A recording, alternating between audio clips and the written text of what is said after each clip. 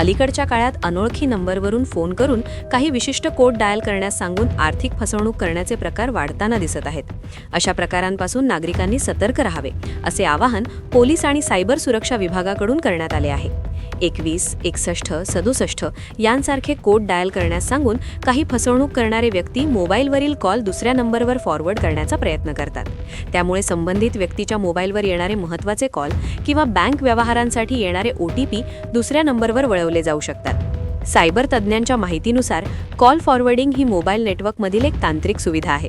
काही स्कॅमर तुमचा सिम बंद होणार आहे, नेटवर्क अपडेट करायचं आहे किंवा मोबाईल तपासणी करायची आहे अशा कारणांनी नागरिकांना कोड डायल करण्यास सांगतात. नागरिकांनी हे कोड डायल केल्यास त्यांचे कॉल दुसऱ्या नंबरवर वळवले जाऊ शकतात आणि त्याचा गैरवापर करून आर्थिक फसवणूक होण्याची शक्यता निर्माण होते. पोलीस प्रशासनाने नागरिकांना कोणत्याही अनोळखी व्यक्तीच्या सांगण्यावरून मोबाईलमध्ये कोड डायल करू नये असा इशारा दिला आहे. कॉल फॉरवर्डिंग सक्रिय आहे की नाही हे तपासण्यासाठी *#21# हा कोड डायल करता येतो. तर सर्व कॉल फॉरवर्डिंग सेवा बंद करण्यासाठी #002# हा कोड वापरता येतो.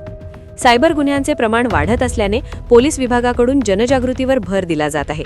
संशयास्पद कॉल किंवा फसवणूक झाल्यास नागरिकांनी तात्काळ सायबर हेल्पलाईन क्रमांक 1930 वर संपर्क साधावा किंवा cybercrime.gov.in या संकेतस्थळावर तक्रार नोंदवावी असे आवाहन करण्यात आले आहे.